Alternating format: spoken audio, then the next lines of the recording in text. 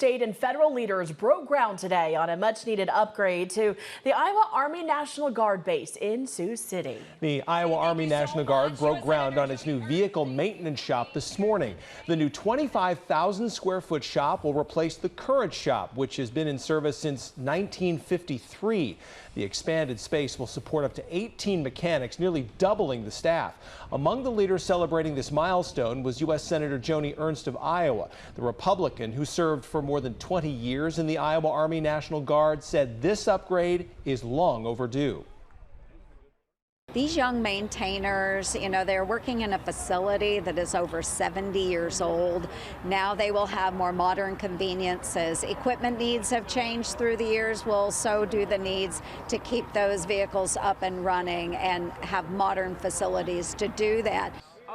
The project was made possible by $13.8 million in federal funds.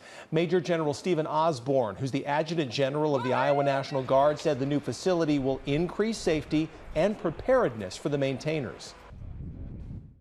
My big concern on the facility they're in now is really the safety. The vehicles that we have in the military are so much bigger, so much heavier, so much longer, but the safety to the maintainers is number one criticality. Number two is, yes, the support to our readiness, the vehicles we have and their ability to maintain is critical to a number of units up here in Northwest Iowa.